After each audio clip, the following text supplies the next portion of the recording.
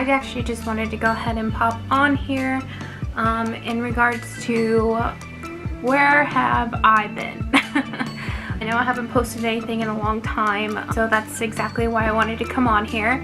Let me tell you, it's been a series of events.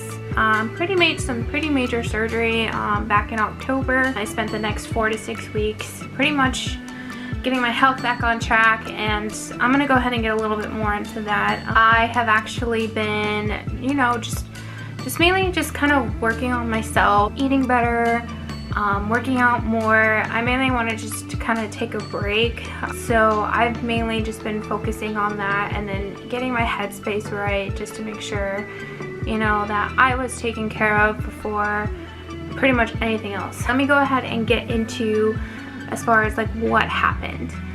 This is mainly going to be kind of like a, I wouldn't say graphic, but it was mainly just regarding the female reproductive area is kind of where I had my issues. I actually had a tumor in my right ovary, and it was deemed suspicious. So that kind of scared me, and thinking that, oh my goodness, you know, well, if it's deemed suspicious, does that mean, is it cancerous? Is it, you know, am I gonna die? You know, so I started immediately thinking the worst. When they found that mass and they deemed it suspicious, they referred me to an oncologist. That instantly scared me.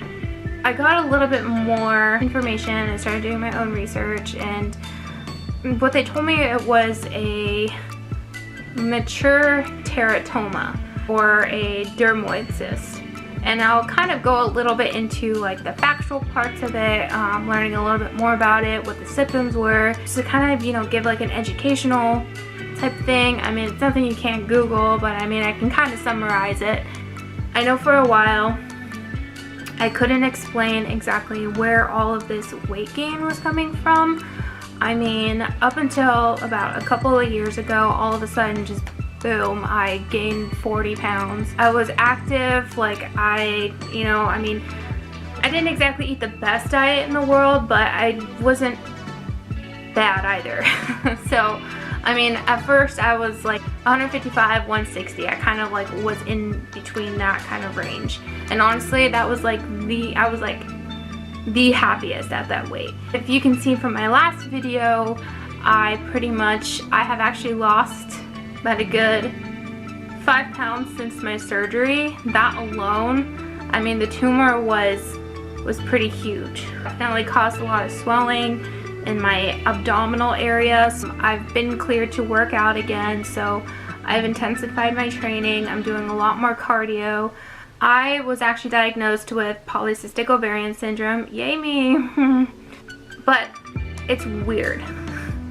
I don't have like the typical polycystic ovarian syndrome. I don't have insulin resistance. I don't have, you know, I don't have a lot of the main symptoms for polycystic ovarian syndrome, but that my hormones are fine. I recently got them rechecked, so I'm waiting on the test results for that. Even when I had my tumor, upon diagnosis, they did a very invasive ultrasound. That's when they found out I had the mass. And on top of that, that's when they diagnosed me with polycystic ovarian syndrome. During the time, it was actually about 8 centimeters big. So 8 centimeters in diameter. That's the size of about the size of an orange. It's about yay big. About the size of an orange.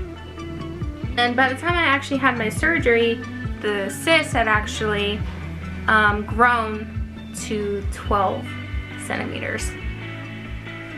12. And the mass, I'm assuming it's probably about yay big. That was inside me. And I was like, well, that explains why my stomach, I looked like I was pregnant. And it was actually supposed to only take an hour and a half, maybe hour 15. It went a little over 2 hours. My doctors had recommended me to one of the best surgeons in the state of Arizona for oncology. And my surgery was October 4th. And so they booked me in first thing in the morning. which is terrible because I had to be there so early and I was so tired. What my mom had told me was that during the surgery, well, one, I broke out in hives. I guess I'm allergic to medical tape, the adhesive part. My face was just covered and my whole body was covered in hives. Actually, they did it a laparoscopic surgery, so it's the one where they took the camera and they go in through your belly button and then they, you know, scoop it out, I guess. Well, they suction it out. I guess from what she told me, they kind of drain it. That's pretty much why it took so long, is because they didn't expect it to grow that fast. I'm one of those people that as soon as I'm diagnosed with something, I do every and I mean every bit of research, point to where it's borderline annoying to some people. Like I am an absolute health nerd, and right now I'm actually looking up ways to get off of the pill, birth control pill, because I'll get into that in a whole other video. But I'm actually going to go ahead and explain it, what exactly they are. So again, I am not a doctor whatsoever. I have to do a disclaimer because, you know, if you think you have any of these symptoms or whatever, I encourage you to go see your doctor, gynecologist, whoever you go see, and get checked by all means. But again, I just have to put that out there. Dermoid cyst is considered I'm reading from my notes I took here. So what it is that it's a sac-like structure. In my case, that's what it was. It was like fluid and some hard stuff. Causes, usually women with PCOS tend to get these, or they're more prone to getting them. Majority of them are usually benign, so that means non-cancerous, and then they can easily be removed, laparoscopic surgery. But there are some rare cases where they can actually be malignant. So that means that they could actually possibly be cancerous. They were 98% sure that it was benign, but they did a biopsy anyway on it, and it came back negative. So I was pretty sure too, but you know, just so I didn't have that rambling around the back of my mind, I ordered a biopsy. I let my surgeon know. Just want to make sure, I want to be, you know, double, triple checking, quadruple checking that, you know, I get a biopsy done for this tumor. She said, sure, no problem, we'll do it. Pretty much what is in these dermoid cysts is actually kind of disgusting. A lot of the times these tumors tend to have body tissues such as bones, teeth, hair. I know that sometimes they even found eyeballs in them. That mine was actually just full of hair. I was like, typical. It would be something weird like teeth, eyeballs, a finger. I'm like, of course, it had to be hair because I'm a freaking hairy beast. This is based off of my own research and based off of my own personal symptoms from what I've had. What exactly are the symptoms?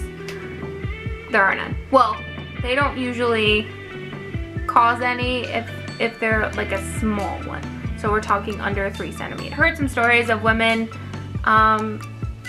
getting pain from cysts that are like 4 centimeters. I was uncomfortable.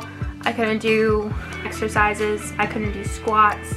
I would get tired so easily. The major one for me though was irregular periods. But that was my #1 indicator though. I started gaining weight, I started getting pain in my abdomen, bloating and indigestion. Now that is something that I noticed quite a bit. I had totally cleaned up my diet, and I'm talking gluten-free, low carb. I stayed away from all processed foods, still do.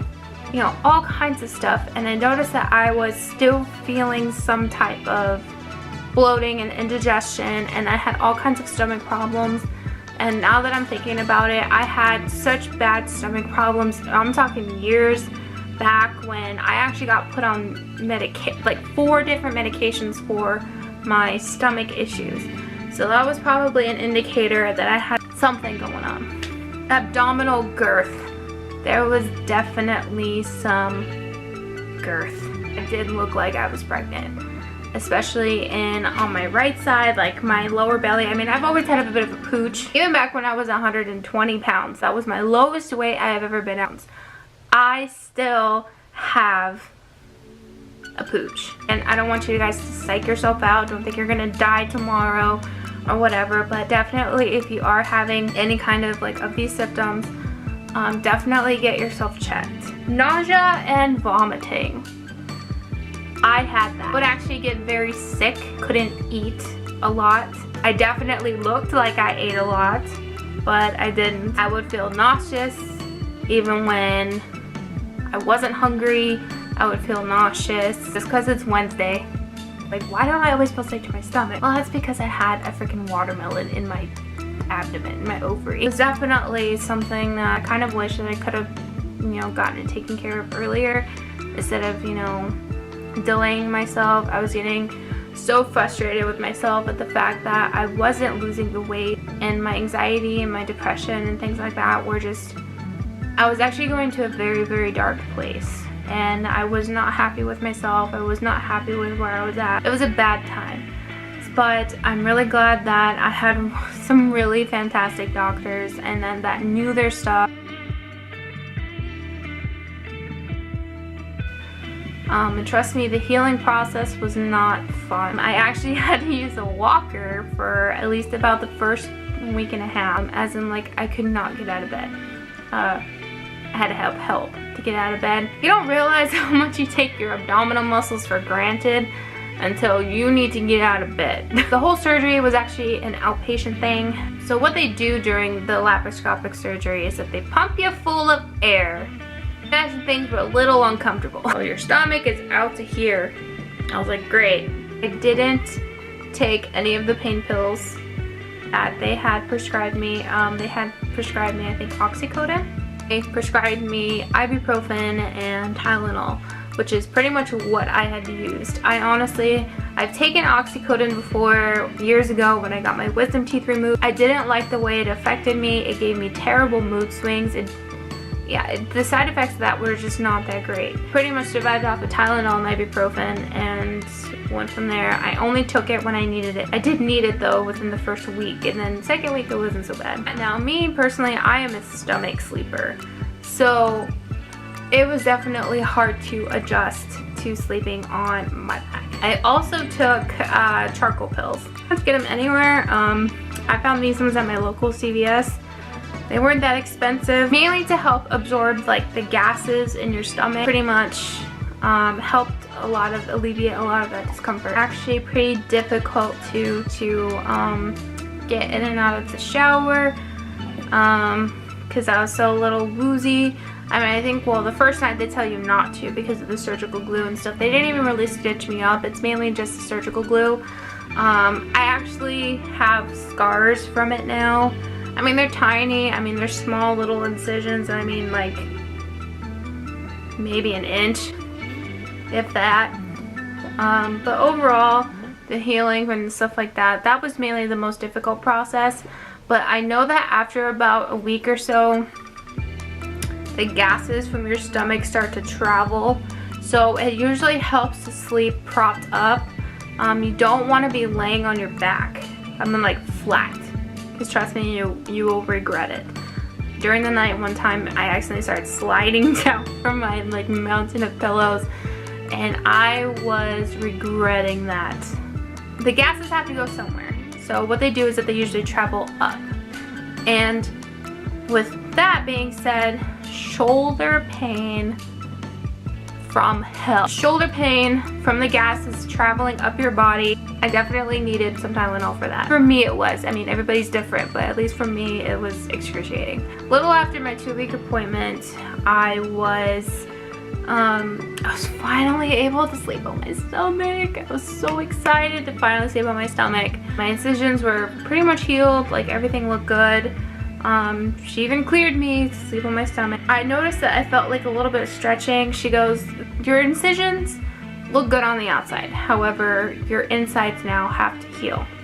But if you feel some pulling and some stretching and things like that, obviously, maybe you're not ready to sleep on that side, so maybe try the other side or sleep on your side or something like that. That pulling and stretching, so I know that it was like there was still some tenderness going on in my lower abdomen area, and then some areas up here because they actually did have to cut through the muscle to get the incisions like further higher up. I'm still trying to at least get my core more stronger. So going back to the gym and all of that stuff felt amazing, because before I actually used to dread working out and things like that, like, oh, I have to go to the gym, I don't want to, oh, it's a waste of time or whatever. But the gym actually felt more like therapy. I always felt amazing after. It's a lifestyle now, pretty much. It's become part of a lifestyle that I have now, and honestly it's been so amazing. Like, my hormones are fine. I'm actually starting to see like results now when it comes to my weight loss. I'm absolutely nowhere near where I want to be. I mean, I'm down a whole shirt size and I'm starting to see some type of results now that my tumor is taken out, because I know that had a huge effect on weight loss and my hormones and all things like that, even though my tests came back normal. So that's pretty much where I've been. I will, like I said, I will actually be so much better about uploading. It's just that after I made my first video, I was just not in a good headspace. I just wanted to start my own video and, you know, just get it out there. Anyways, thanks guys so much for watching this video, and be sure to hit subscribe if this is the first time you're seeing this. My name is Stephanie. Anyways guys, thank you guys so much for watching. I hope you enjoy my content, and I'll see you in the next video. Bye!